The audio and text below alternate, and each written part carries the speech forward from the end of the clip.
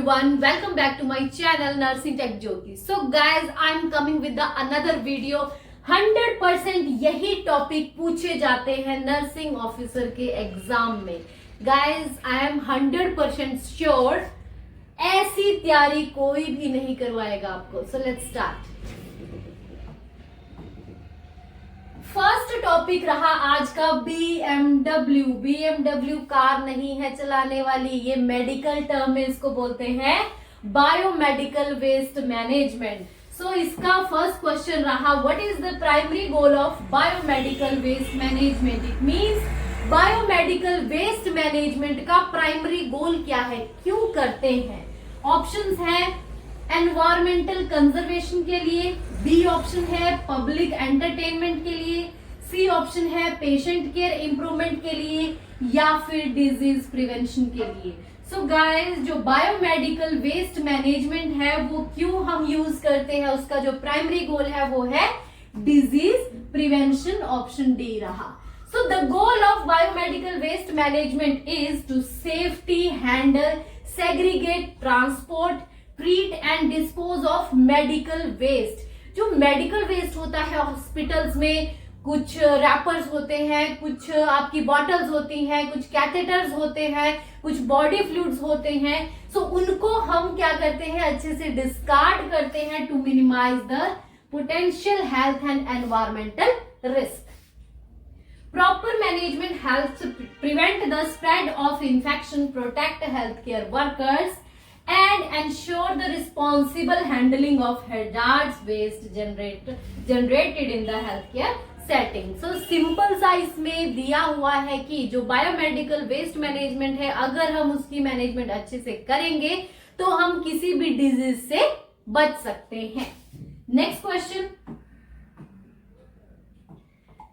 Which color coded bin is used for disposing of infectious waste? Guys, कौन सा dustbin use करते हैं hospital में infectious waste को डिस्पोज करने के लिए. ऑप्शन है ब्लू, येलो, ग्रीन या फिर रेड. सो इसका आंसर रहा guys B. It means yellow bin जो होता है उसमें हम सबसे ज्यादा infectious चीजें डालते हैं. Yellow bins are used for the storage of clinical waste, specifically कौन से, infectious and potentially infectious and hazard clinical waste. It means जिसमें बॉडी फ्लूइड्स लगा होता है वो वाली चीजें, या फिर कोई एनाटॉमिकल ऑर्गन है उसको भी हम किस में डिस्कार्ड करते हैं, येलो बिन में. Next question,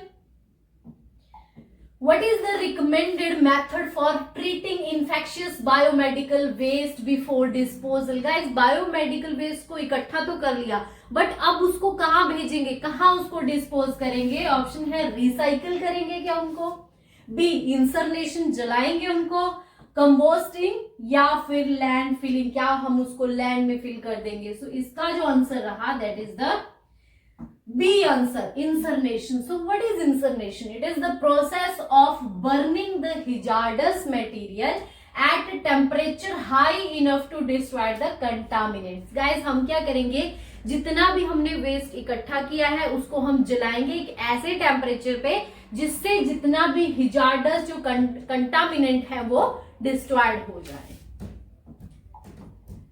next question, Which organization provide, organisation के बारे में पूछा है, provide the guidelines for the biomedical waste management in healthcare facilities. It means hospitals में कौन सी ऐसी ऑर्गेनाइजेशन है जिसने BMW को चलाया. सो कौन सी है, ऑप्शन दिए हैं UNESCO, UNESCO, WHO world health organisation, green peas या फिर रेड क्रॉस. सो गाइस, जो BMW की जो ऑर्गेनाइजेशन है वो किसने चलाई है, हमारे WHO ने, वर्ल्ड हेल्थ ऑर्गेनाइजेशन के. गाइस, जो भी इसमें चेंजेस आते हैं वो सबसे पहले कौन अप्रूव करता है, हमारा WHO.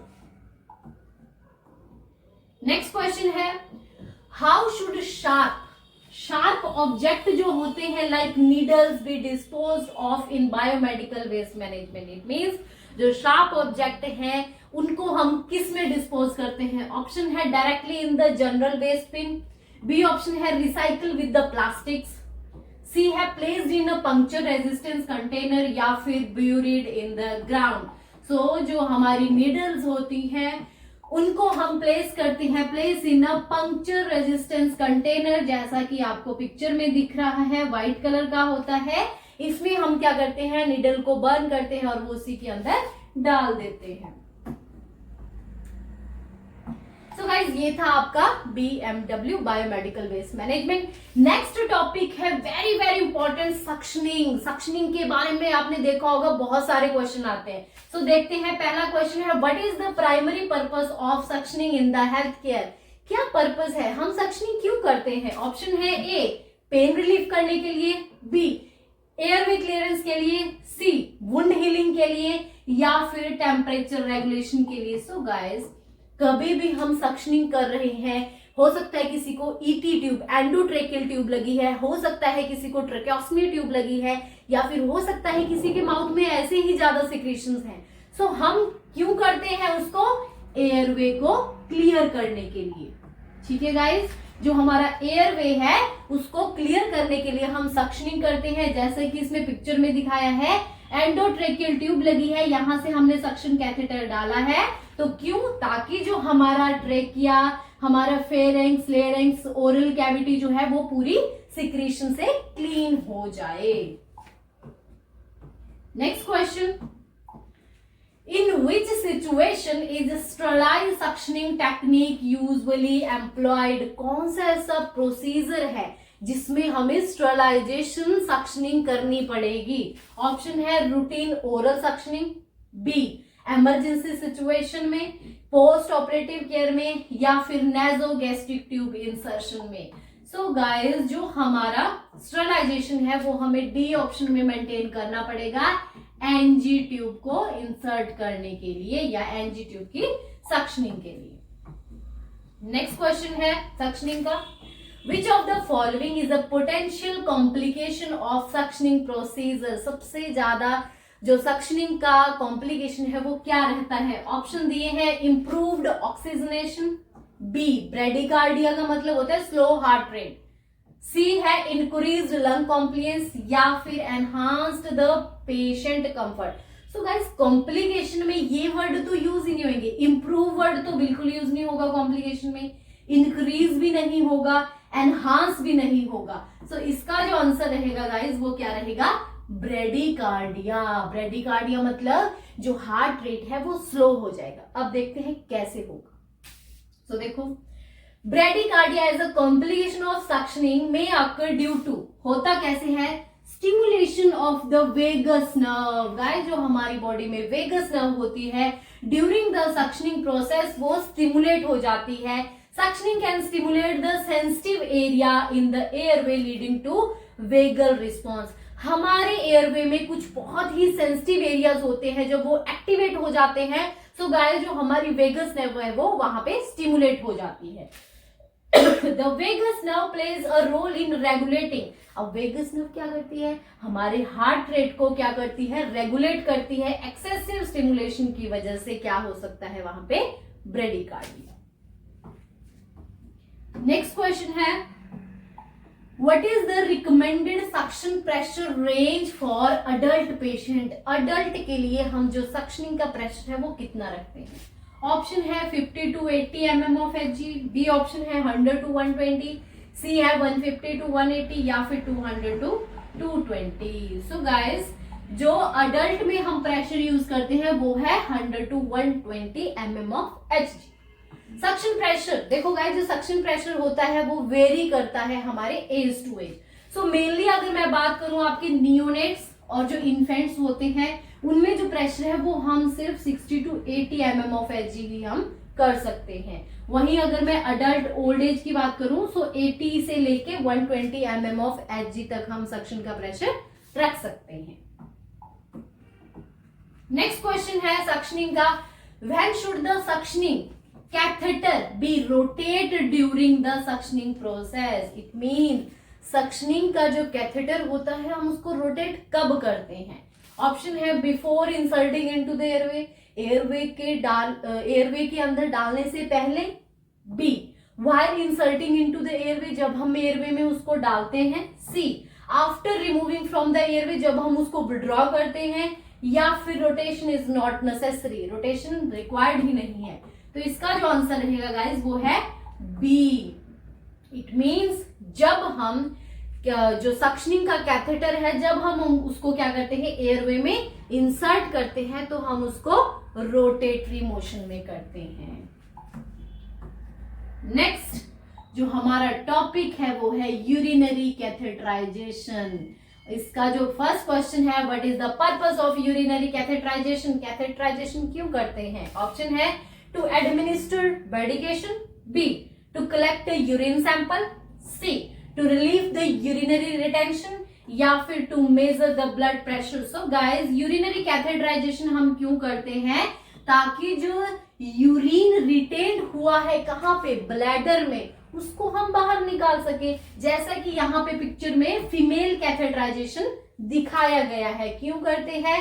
ताकि जो यूरिन बाहर नहीं निकल पा रहा है उसको ड्रेन करने के लिए। नेक्स्ट क्वेश्चन है, which type of urinary catheter is often used for short term catheterization? Short term के लिए, फॉर एग्जाम्पल पोस्ट सर्जरी के लिए हम कौन सा कैथेटर मेनली यूज करते हैं? ऑप्शन है indwelling catheter, suprapubic catheter, condom catheter, या फिर स्ट्रेट कैथेटर। सो इसका जो आंसर रहेगा गाइस वो है स्ट्रेट कैथेटर हम मेनली यूज करते हैं इसमें शॉर्ट ड्यूरेशन के लिए।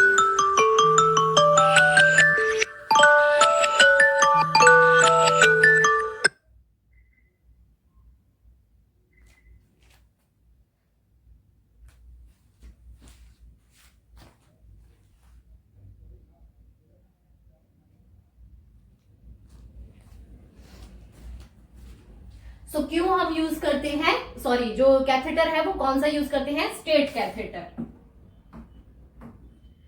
नेक्स्ट है, what is an essential step before inserting an indwelling urinary catheter?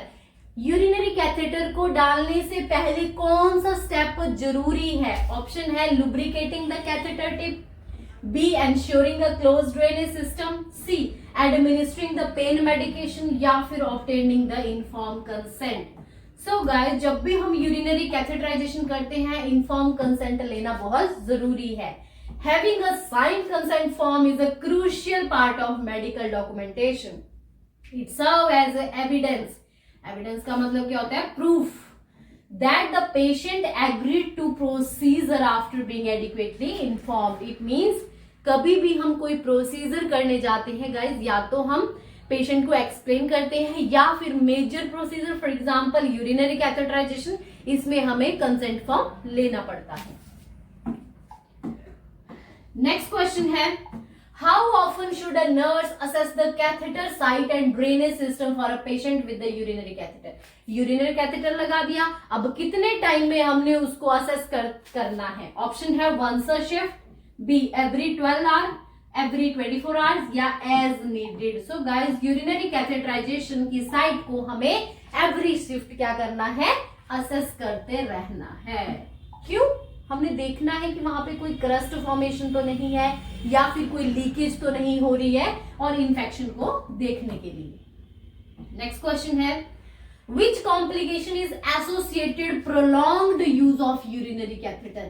लंबे टाइम से किसी को यूरिनरी कैथेटर लगा है तो उसकी जो कॉम्प्लिकेशन है वो क्या हो सकती है? ऑप्शन है respiratory distress, B urinary tract infection, C hypertension, या फिर gastrointestinal bleeding. So guys, urinary catheter लंबे टाइम से किसी को लगा है तो उसको यूटीआई होने के चांसेस बहुत ज्यादा होते हैं। यूरिनरी ट्रैक इन्फेक्शन, देखो हमारी यूरिनरी ट्रैक में किडनीज आती हैं, देन हमारे यूरेटर्स आते हैं, देन हमारा ब्लैडर आता है, उसके बाद यूरिथ्रा आता है। ठीक है, सो जैसे जैसे बैक्टीरिया ग्रो करता जाएगा वो जो इन्फेक्शन है वो बहुत अंदर तक, इट मीन्स हमारी किडनी तक भी पहुंच सकता है। सो याद रखना, यूटीआई में जो इन्फेक्शन है वो स्प्रेड जल्दी होता है इन किसमें? फीमेल्स में। क्यों? क्योंकि जो उनकी लेंथ होती है यूरिथ्रा की वो छोटी होती है। नेक्स्ट है, which type of urinary catheter is commonly use for short term use? Short term use such as post operative के लिए Foley's catheter, condom catheter, suprapubic, या इंटरमीडिएट। देखो गाइस, सेम क्वेश्चन है बट आप देख सकते हो इसमें क्या है, ऑप्शंस अलग दिए हैं। सो इसमें जो कैथेटर है वो हम कौन सा यूज करते हैं, फोलेस कैथेटर। ये रहा हमारा फोलेस कैथेटर। नेक्स्ट क्वेश्चन है, Which size of urinary catheter is typically used for adult? Adult के लिए हम कितने नंबर का कैथेटर यूज करते हैं, 8 फ्रेंच, 12 फ्रेंच, 16 फ्रेंच या 20 फ्रेंच? सो गाइज हम कौन सा कैथेटर यूज करते हैं अडल्ट में, 16 फ्रेंच का। अगर हमने देखना हो तो हम यहाँ पे कैथेटर में रीडिंग देख सकते हैं, यहाँ पे लिखा होता है कितना फ्रेंच का ये कैथेटर है। नेक्स्ट क्वेश्चन है, what is the primary purpose of a condom catheter? Condom catheter का पर्पस क्या है, क्यों हम यूज करते हैं? ऑप्शन है to secure the urinary catheter, B to prevent the urinary retention, C to collect the urine in males without any indwelling catheter, या फिर to provide the continuous bladder irrigation. So guys जो condom catheter होता है उसको हम क्यों use करते हैं, ताकि जो यूरिन कलेक्ट हो जाए मेल्स का। तो ये पता चल गया जो कॉन्डम कैथेटर है वो हम ओनली मेल्स में यूज करते हैं।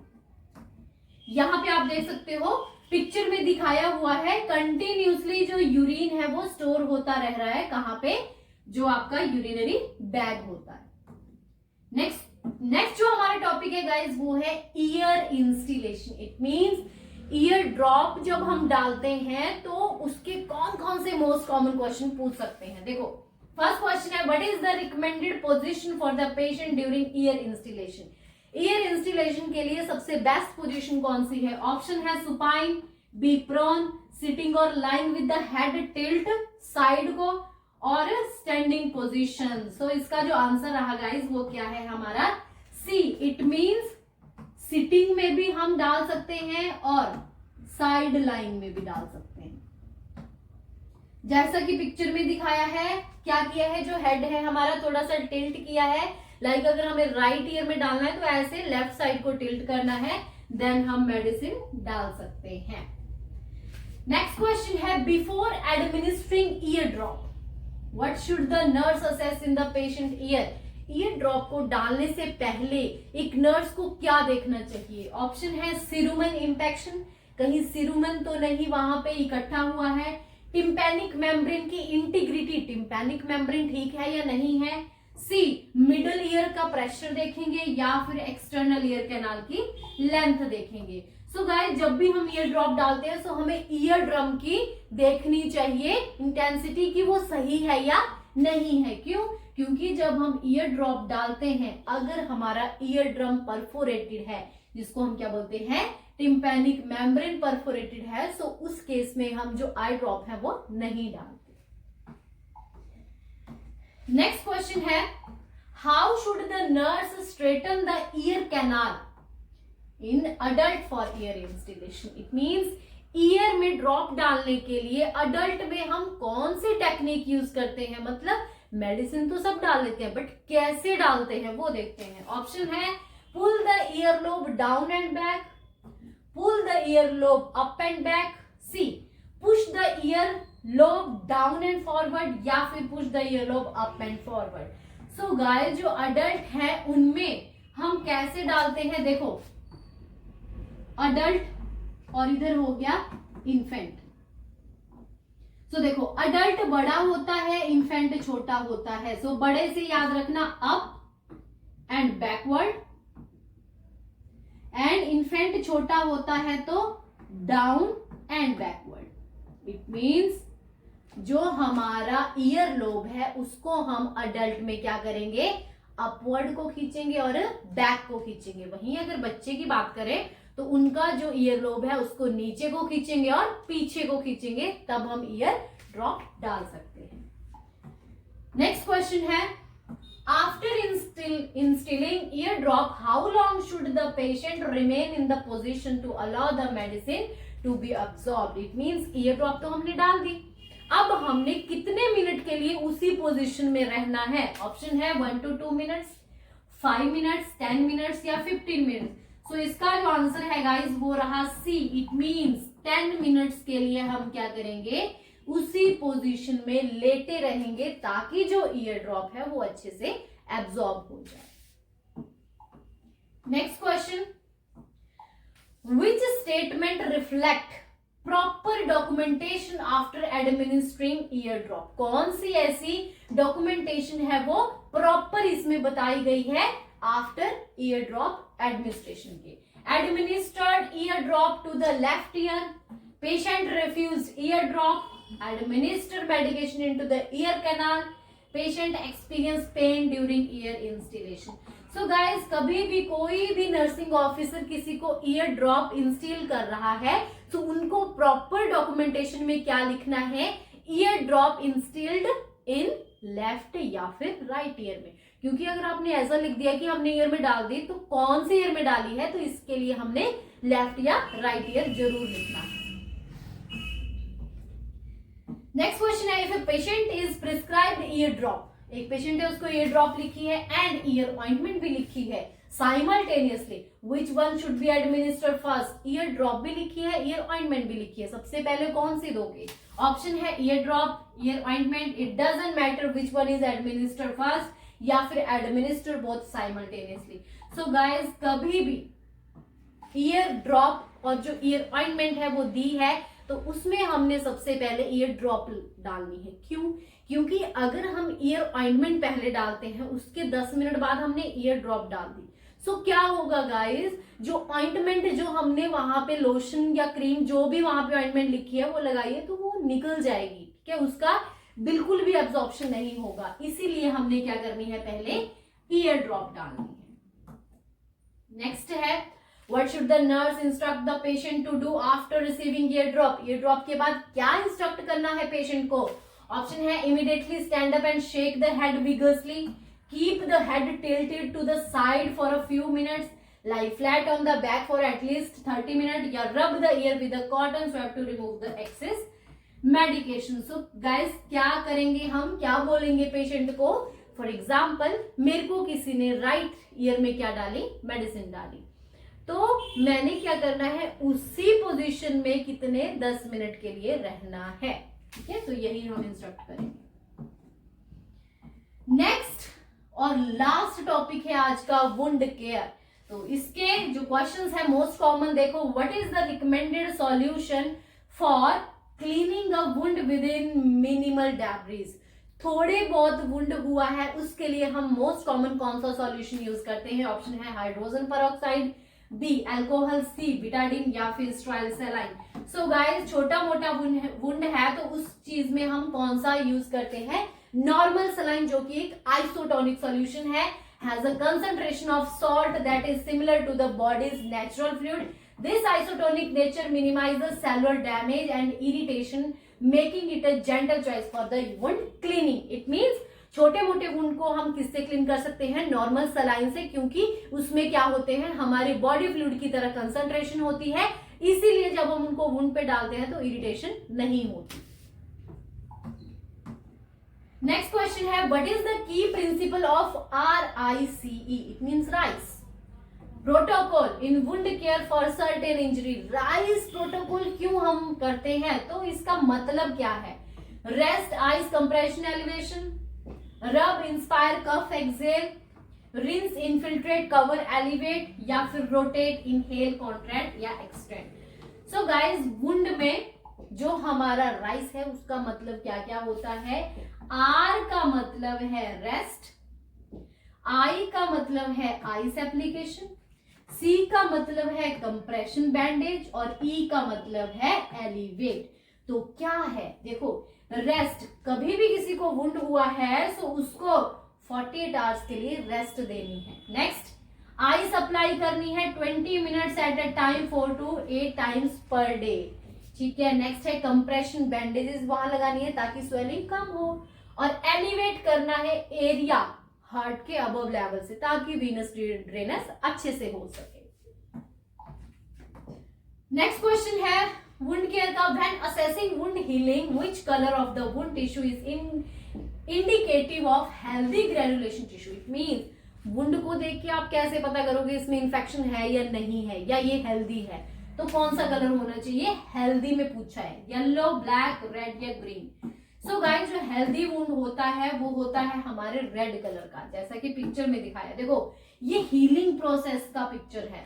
देखो, जो हमारा पिंक है इट मींस जो एपिथेलियल टिश्यू है वो उसके ऊपर आ रहे हैं।